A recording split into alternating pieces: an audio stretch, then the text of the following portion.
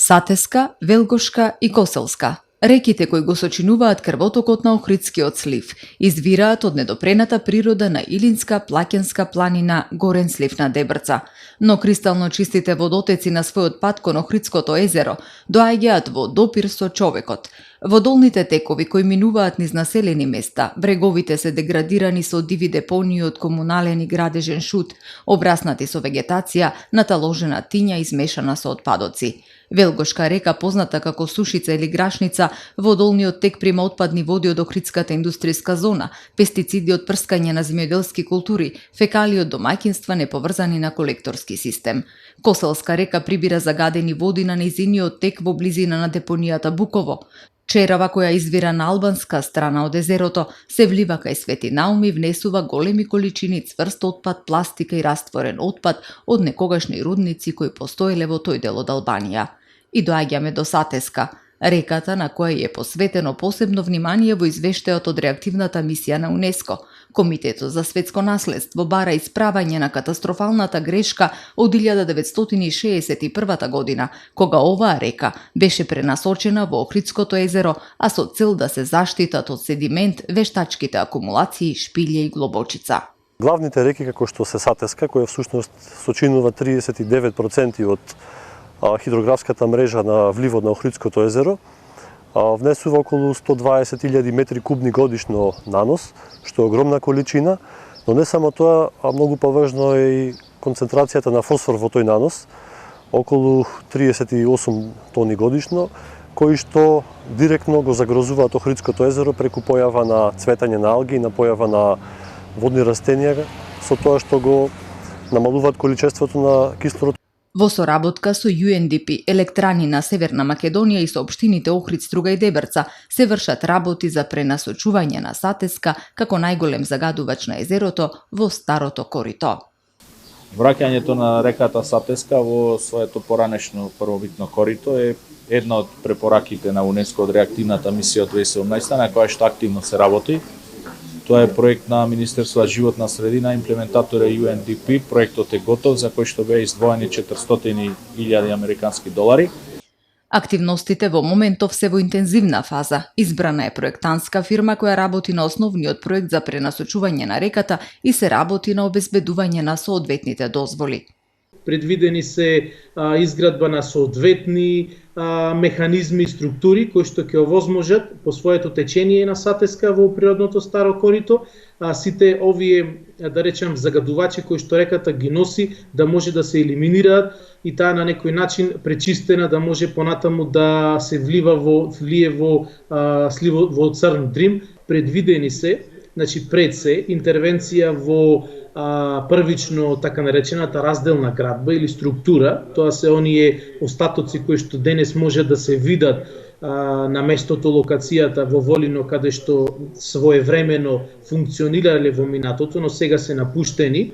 Понатаму соодветни структури кои што ќе имаат за цел со пренасочувањето на текот во незиното природно корито максимално да овозможат процес на така наречена, би рекле, стабилизација на тие седиментни материи или било какви загадувачи полутанти кои што реката ги носи, да би можеле тие преку различни физичко-хемиски методи да можат да се исталожат, да може да се прифатат на тоа место. Градежните зафати на терен се очекува да започнат кон средината на септември и доколку временските услови во зимскиот период се поволни, најоптимална временска рамка кога ќе можат да се видат првите позитивни ефекти од проектот е првата половина на 2022 година. Покрај наносот од Сатеска, горчлив проблем е и огромната количина пластика која завршува во езерото. Во месеците март, април и мај, откако надојдената вода ќе ги измие суводолиците, езерото започнува да повраќа отпад, ослободувајќи утробата од десетици кубни метри пластика дневно во периодот кога дува силниот југ. Не се постојани реки, ако ги исклучиме реката Черава која доаѓа од соседна Република Албанија и реката Сатеска.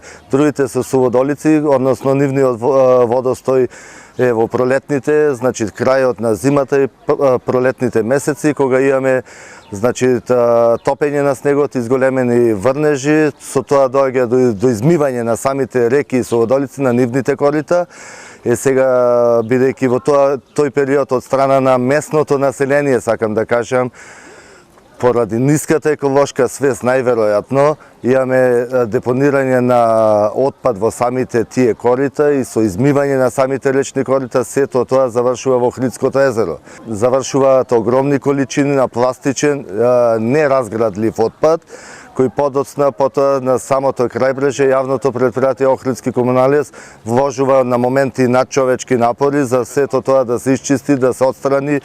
Такви решетки како пилот проект засега се поставени само на реката Грашница.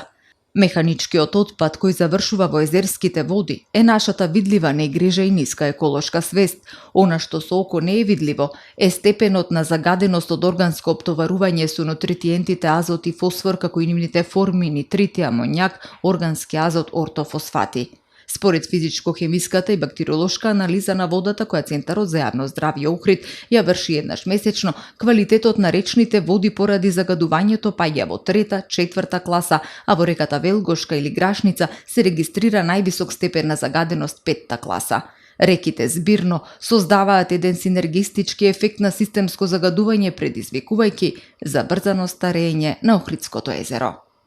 Посебна опасност представува заканата од интензивно минерално и органско загадување, кое со текот на времето би предизвикало квалитативна промена на водата и подлогата, што од своја страна би значило измена и деструкција на природните хабитати, посебно оние на дното на езерото, чие формирање се одвивало повеќе од 1.000.000 години.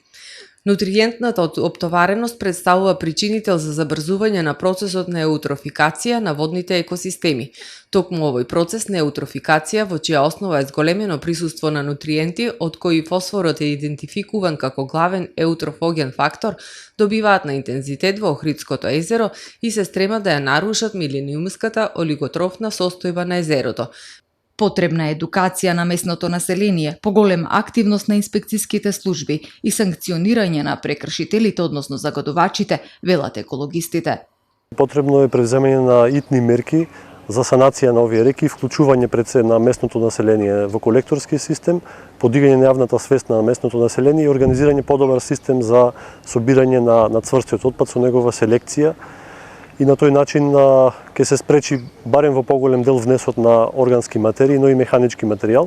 Притисокот врз езерото е огромен, од загадувањето од реките, прелевањето непречистени води, неповрзаност населени места во колекторскиот систем, индустриализацијата и екстремната урбанизација.